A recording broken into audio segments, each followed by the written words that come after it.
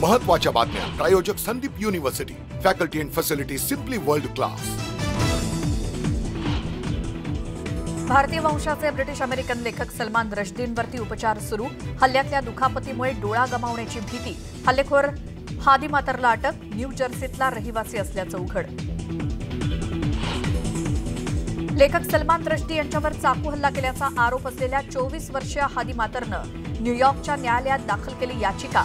हत्येचा प्रयत्न आणि प्राणघातक हल्ला केल्याच्या आरोपाखाली दोषी नसलेली याचिका केली दाखल। अमेरिकेचे माजी राष्ट्राध्यक्ष डोनाल्ड ट्रम्प यांच्या अडचणी वाढण्याची शक्यता। एफबीआयनं ट्रम्प यांच्या घरातून टॉप सिक्रेट सरकारी कागदपत्र जप्त केल्याचं उघड। रशियन सैन्यानं ताब्यात घेतलेल्या भागांमध्ये रशियन पासपोर्ट देण्याची प्रक्रिया सुरू। 5000 जण नागरिकत्वाच्या प्रतीक्षेत। आणि दक्षिण कॅलिफोर्नियाच्या जंगलात वणव्याची धग। क्वेल लेक जवळ आग पोहोचल्यानं रस्ता बंद।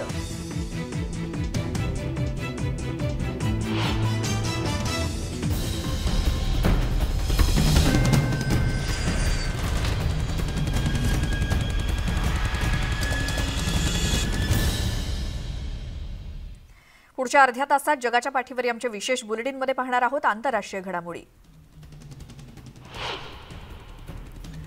सॅटनिक वर्सेस लेखक सलमान रश्दी यांच्यावरती चाकू हल्ला केल्याचा आरोप असलेल्या व्यक्तीनं न्यूयॉर्कच्या न्यायालयामध्ये हत्येचा प्रयत्न आणि प्राणघातक हल्ला केल्याच्या आरोपाखाली दोषी नसलेली याचिका दाखल केली। 24 वर्षीय हादी मातरच्या वकिलानं युक्तिवादाच्या सुनावणी दरम्यान त्याच्या वतीनं याचिका दाखल केली। हादी मातर काळा आणि पांढरा जम्पसूट आणि पांढरा मास्क घालून न्यायालयामध्ये हजर झाला आणि त्याचे हात बांधलेले होते। चटोका इन्स्टिट्यूटमध्ये एका व्याख्यानात लेखकांची ओळख करून दिली जात असताना शुक्रवारी रश्दींवरती हल्ला केल्याचा आरोप मातरवरती आहे आणि या हल्ल्यात रश्दी गंभीर जखमी झाले असून त्यांना रुग्णालयात दाखल करण्यात आलंय। सलमान रश्दी पश्चिम न्यूयॉर्कमध्ये व्याख्यान देणार असताना स्टेजवरती धावून आलेल्या एका व्यक्तीनं त्यांच्या मानेवर आणि पोटामध्ये वार केले। सोशल मीडियावर शेअर केलेल्या व्हिडिओमध्ये हल्ल्यानंतरचे क्षण दिसतायत। 30 वर्षांहून अधिक काळ सलमान रश्दी यांना जीवे मारण्याच्या धमक्या येतच होत्या। चाकू हल्ल्यामध्ये गंभीर जखमी झाल्यानंतर रश्दी यांना रुग्णालयात दाखल करण्यात आलं। 75 वर्षीय रश्दी यांच्या यकृताला इजा झाली आहे, तर हात आणि डोळ्यातील नसा तुटलेल्या आहेत। त्यांना व्हेंटिलेटरवरती ठेवण्यात आलंय। रश्दींना डोळा गमवावा लागण्याची देखील भीती आहे। न्यूयॉर्कमध्ये लेखक सलमान रश्दी यांच्यावरती हल्ला झाल्याचा ऐकून तेहरानवासियांनी प्रतिक्रिया दिली। रश्दी यांच्या द सॅटनिक वर्सेस या कादंबरीला 1980च्या दशकात इराणच्या नेत्याकडून जीवे मारण्याच्या धमक्या आलेल्या होत्या। रश्दी पश्चिम न्यूयॉर्कमध्ये व्याख्यान देणार असताना स्टेजवरती त्यांच्यावरती हल्ला करण्यात आला आणि या हल्ल्यानंतर तेहरानवासियांनी प्रतिक्रिया दिली। ही बातमी ऐकून मला खूप आनंद झाला, कारण सलमान रश्दी यांनी आमच्या पैगंबराचा अपमान केला। इमाम खोमेनी यांनी त्यांच्या विरोधात जारी केलेला फतवा अखेर कामी आला, अशी प्रतिक्रिया एका स्थानिकानं दिली। इराणचे दिवंगत नेते ग्रँड आयातुल्ला राहुल्ला खोमेनी यांनी 1989 मध्ये एक फतवा जारी केला होता, ज्यामध्ये रश्दींच्या मृत्यूची मागणी करण्यात आली होती। कराचीच्या दक्षिणेकडे बंदर शहरातील ARY टीव्हीनं माजी पंतप्रधान इम्रान खान यांचे जवळचे सहकारी आणि त्यांच्या तेहरीके इन्साफ विरोधी पक्षाचे प्रमुख अधिकारी शहबाज गिल यांची मुलाखत प्रसारित केली। या मुलाखतीत गिल यांनी पाकिस्तानी सैन्यानं आणि अधिकाऱ्यांना लष्करी टिप्पण्यांमधून बेकायदेशीर आदेश पाळण्यास नकार देण्याचं आवाहन केलं। टीव्ही स्टेशनचे न्यूज डायरेक्टर अहमद युसुफ यांना मुलाखतीनंतर ताब्यात घेण्यात आलं होतं, परंतु मीडिया, वॉचडॉग, अधिकार रक्षक आणि शीर्षविरोधी नेत्यांच्या निषेधानंतर त्यांना सोडण्यात आलं। या कारवाईचा पत्रकार आणि विरोधी पक्ष नेत्यांनी निषेध केला। ARYचे संस्थापक सलमान इक्बाल यांनी देखील निषेध केला। ARY मधील कार्यकारी निर्माता असद कालीम यांनी म्हटलं की या कारवाईचा अर्थ असा आहे की टीव्ही स्टेशनवरील 4000 कर्मचारी आता कामाविना आहेत। सरकारनं आपला निर्णय मागे घ्यावा।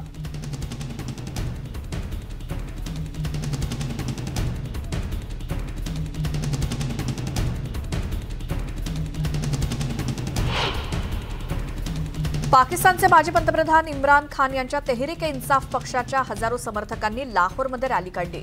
ब्रिटिश राजवटीपासून पाकिस्तानच्या स्वातंत्र्याच्या 75व्या वर्धापन दिनानिमित्तानं आम्ही या सरकारपासून मुक्त होईपर्यंत आणि निवडणुका होईपर्यंत खऱ्या स्वातंत्र्याचा लढा हा सुरूच राहील, आम्ही एकत्र येऊन लढू, अशी शपथ खान यांनी घेतली।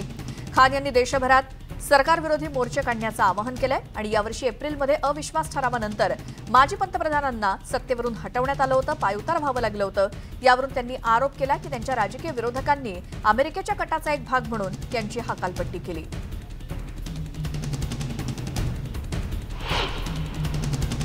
रिओ द जेनेरो येथे राष्ट्रपती जैर बोल्सोनारो यांच्या समर्थनार्थ एक भव्य कार्यक्रम पार पडला. हजारो लोक या ठिकाणी जमले होते आणि यावेळी राजकारणात धर्माचे मुद्दे आणले गेले.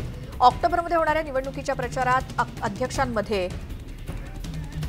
इव्हॅन्जेलिकल धार्मिक गटाचं ठोस समर्थन दिसून आलं आणि इव्हॅन्जेलिकल्स हे बोल्सोनारोंच्या समर्थकांपैकी एक आहेत.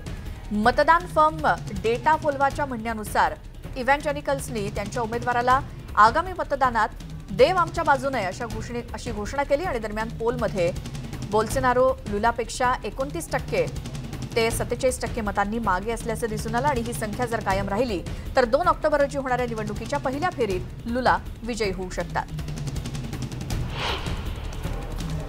रोमन कॅथलिक चर्च सोबतच्या तणावादरम्यान सरकारनं राजधानीमध्ये धार्मिक मिरवणुकीला बंदी घातल्यानंतर शेकडो निकारागुआंनी मोठ्या पोलीस बंदोबस्तामध्ये एका मासला हजेरी लावली.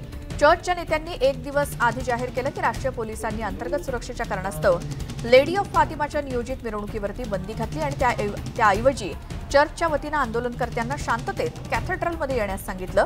शनिवारी कार्डिनल लिओपोल्डो ब्रेनिक्स यांनी तणाव परिस्थिती दूर केली. तसंच प्रभू त्यांना क्षमा कर, कारण ते काय करतात हे त्यांना माहीत नाही, अशी प्रार्थना ब्रेन्सी यांनी केली आणि शांततेत मास पार पडला.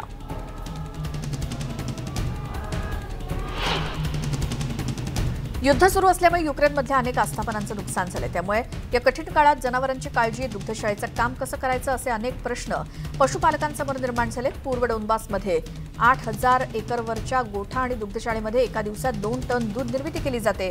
युद्धाच्या आधीच्या दिवसात 11 टन निर्मिती होत होती. युद्धात सुमारे 800 औद्योगिक डेअरी फार्ममधील प्राणी, कोठारं, शेती उपकरणं आणि पशुखाद्य यासोबतच संपत्ती गमावल्याचं युक्रेनच्या दूध उत्पादक संघटनेच्या महासंचालक लव्रेन्युक यांनी सांगितलं. क्राम ॲग्रोस्पेट फार्मच्या पूर्वीच्या 63 कर्मचाऱ्यांपैकी फक्त 1/3 कर्मचारी शिल्लक आहेत आता. आणि रशियन सैन्यानं डोनेत्स्क आणि शेजारच्या लुहान्स्क प्रांताचा बनलेला औद्योगिक प्रदेश डोनबास ताब्यात घेण्यासाठी आक्रमण सुरू केल्यापासून महसूल 6 पटीनं घटल्याचं क्रुचेन्को यांनी सांगितलं. युक्रेनच्या इर्पिन शहरात रशियाच्या युद्धामध्ये हानी झालेल्या कारचा कॅनव्हास म्हणून वापर करून 8 प्रोजेक्ट हाती घेण्यात आलाय. शहराच्या पुनरुभारणीसाठी असे प्रकल्प उभारले जात आहेत. रशियानं 3 आठवडे इर्पिनवरती कब्जा केला होता. शहरातील 100 पेक्षा अधिक इमारती नष्ट झाल्या आणि 269 लोक मारले गेल्याची माहिती पोलिसांनी दिली.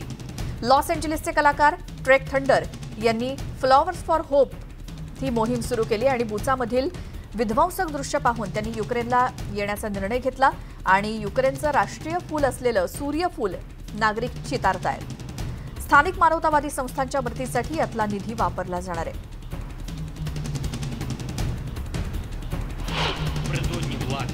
रशियाच्या नागरिकांना प्रवासबंदी करण्याचं आवाहन युक्रेनचे अध्यक्ष व्लोदिमीर झेलेन्स्की यांनी केलं. ज्या देशानं दुसऱ्या देशावरती युद्ध लादलं, ज्या देशाची ओळख टेररिस्ट स्टेट, दहशतवादी राष्ट्र अशी आहे, त्या रशियातल्या नागरिकांनी पर्यटन, मनोरंजन आणि व्यवसायासाठी फिरू नये असंही ते म्हणाले. युद्धात नागरिकांवरती केलेल्या हल्ल्यांमुळे लॅटव्हियाच्या संसदेनं नुकताच दहशतवादाचे पुरस्कर्ते अशा शब्दात रशियाचा उल्लेख केला आणि त्याबद्दल देखील झेलेन्स्कींनी लॅटव्हियाची प्रशंसा केली. पोप फ्रान्सिस यांच्याशी सुद्धा त्यांनी संवाद साधला. युक्रेनला पोप यांचा पाठिंबा असल्याचं झेलेन्स्की म्हणाले.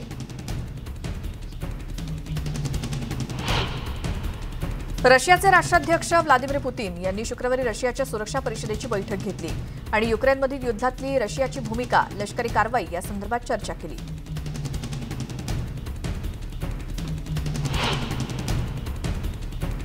रशियाचे संरक्षण मंत्री सर्गेई शोइगू यांनी शुक्रवारी शस्त्रास्त्र कारखान्याला भेट दिली. या संकुलात उत्पादित झालेली शस्त्र, लष्करी आणि विशेष उपकरणांच्या नवीन मॉडेल्सची शोइगू यांना माहिती देण्यात आली.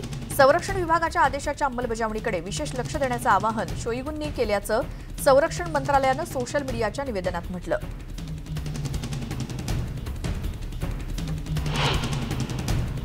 सायबेरियाच्या ओम्स्क शहरातील निवासी इमारतींची भिंत कोसळली. रशियन आपत्कालीन मंत्रालयानं म्हटलं की इमारत कोसळण्याचं क्षेत्र अंदाजे 200 चौरस मीटर परिसरामध्ये ही इमारत पडली. 40 जणांना बाहेर काढण्यात आलं. सुदैवानं कोणतीही जीवितहानी झाली नसल्याचं अधिकाऱ्यांनी सांगितलं.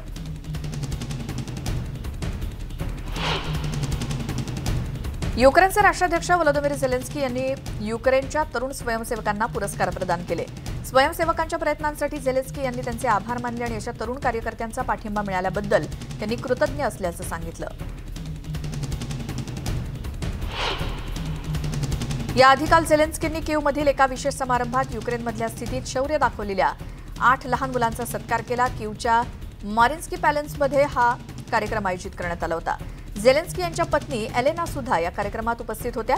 तुम्ही महान आहात, संपूर्ण देशाला तुमचं कौतुक आहे, त्यामुळे तुमच्यामुळे अनेकांचे जीव वाचले, तुमच्या शौर्याचा अभिमान वाटत असल्याचं त्या म्हणाल्या।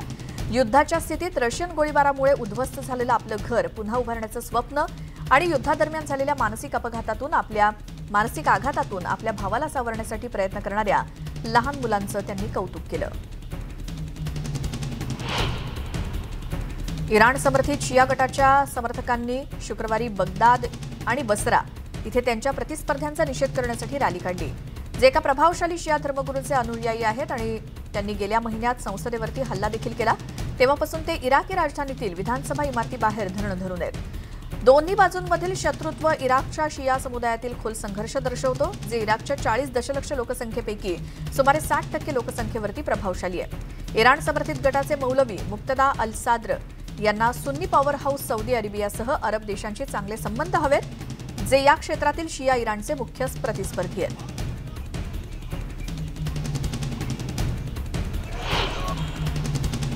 तुर्कीच्या परराष्ट्र मंत्र्यांच्या टिप्पण्यांनंतर उत्तर सिरियातील अनेक शहरांमध्ये निदर्शनं सुरू झाली, त्यामुळे काही सिरियन संतप्त झाले आणि तुर्कीचे परराष्ट्र मंत्री मेवलूत कावसोग्लू यांनी पत्रकारांना म्हटलं की तुर्कस्तान विरोधी गट आणि सिरियाचे अध्यक्ष बशर असद यांच्या सरकारमधील शांततेसाठी राजकीय सलोख्याचं समर्थन करतायत। तुर्कीनं असदला विरोध करणाऱ्या सिरियन गटाच्या वतीनं वाटाघाटी केलेल्या आहेत आणि सीमापार कारवाईद्वारे उत्तर सिरियाचा काही भाग तुर्की आणि तुर्की समर्थित विरोधी नियंत्रणाखाली आणताना सशस्त्र गटांना पाठिंबा दिलाय। अमेरिकेच्या रिपब्लिकन नेत्या जॅकी वार्लोस्की यांच्या अंत्यविधीसाठी संसदेतले अनेक लोकप्रतिनिधी आले होते। नॉर्दर्न इंडियानातल्या वार्लोस्कींच्या घराजवळ ग्रेंजर कम्युनिटी चर्चमध्ये प्रार्थना सभा ठेवण्यात आली। महामार्गावरती झालेल्या अपघातात वार्लोस्कींसह 3 जणांचा मृत्यू झाला।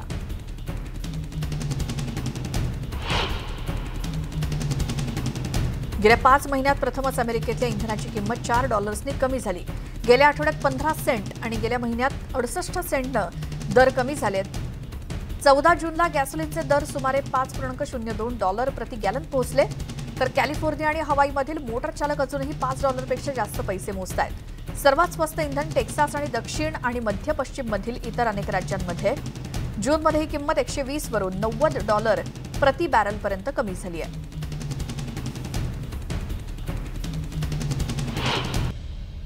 ब्रेकनंतर बुलेटिनमध्ये तुमचं स्वागत। पाहूया आणखी आंतरराष्ट्रीय घडामोडी। अमेरिकेच्या मंकीपॉक्सच्या रुग्णांमध्ये वाढ झाली आहे। बुधवारपर्यंत ही संख्या 10,392 पर्यंत पोहोचली। सीडीसीच्या अहवालातून ही माहिती समोर आली आहे। मे महिन्यापासून पहिल्यांदाच एका दिवसात 1,000 पेक्षा जास्त रुग्णांची नोंद झाली आहे। जगभरात मंकीपॉक्सचे सर्वाधिक रुग्ण अमेरिकेत आहेत। जागतिक आकडेवारीत हे प्रमाण 32% आहे। कोरोनाच्या 2 प्रकारांविरुद्ध प्रभावी असलेल्या लसींचा वापर अधिकृत करण्याचा निर्णय युरोपियन युनियन औषध नियामकांनी घेतलाय। जर्मनीच्या आरोग्यमंत्र्यांनी शुक्रवारी ही माहिती दिली। लस कोरोनाच्या BA.1 व्हेरियंटला कोरोना ओमायक्रॉन, ज्याला BA.1 म्हणून ओळखलं जातं, त्यापासून संरक्षण प्रदान करेल का यावरती निर्णय झाल्यानंतर युरोपियन मेडिसिन एजन्सी 1 सप्टेंबरला याबद्दलचा निर्णय घेणार असल्याचं जर्मन आरोग्यमंत्री कार्ल लॉटरबॅच यांनी सांगितलं।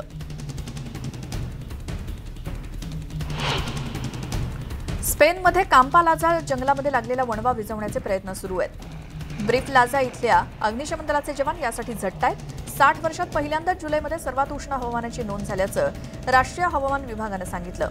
जुलैमध्ये 1961 नंतर प्रथमच 25.6 डिग्री सेल्सिअस तापमानाची नोंद झाली। अतिउष्ण हवामान, अपुऱ्या पावसामुळे वणव्यांचं प्रमाण, दुष्काळाचं प्रमाण वाढलंय। उष्णतेची तीव्र लाट आणि दुष्काळाच्या झळा युरोपमध्ये जाणवत आहेत आणि याचा मोठा फटका शेतकरी आणि पर्यावरणाच्या साखळीला बसलाय। त्यामुळे कृषी उत्पादनांची टंचाई जाणवते आणि युक्रेनमधल्या युद्धामुळे महागाई सुद्धा वाढली आहे। अशावेळी दुष्काळामुळे कृषी उत्पादनांचं आणि इतर अन्नधान्याचं प्रमाण सुद्धा घटलंय।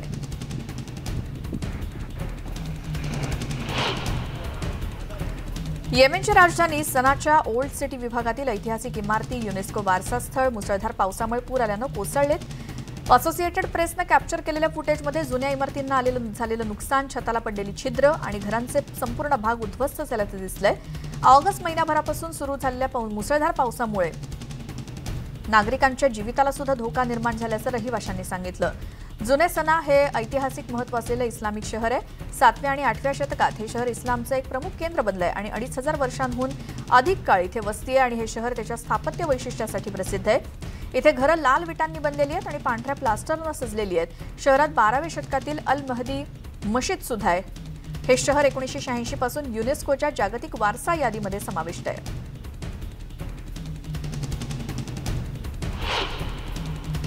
दक्षिण कॅलिफोर्नियाच्या जंगलात आगीमुळे धुराचे लोट आणि ज्वाळा दिसत होत्या। लॉस एंजेलिसच्या वायव्येकडील मार्ग क्रमांक 138 मधील गोरमनमधील क्वेल लेक जवळ आग लागली। आगीमुळे इथला रस्ता बंद करण्यात आला होता। लॉस एंजेलिस काउंटी अग्निशमन विभागाकडून जमिनीवरून आणि हवेतून पाण्याचा मारा करून आग विझवण्याचे प्रयत्न सुरू आहेत। अग्निशमन विभागाकडून ट्विट करण्यात आलंय की अग्निशमन दलाचे कर्मचारी आगीवरती नियंत्रण मिळवण्याचा प्रयत्न करतायत।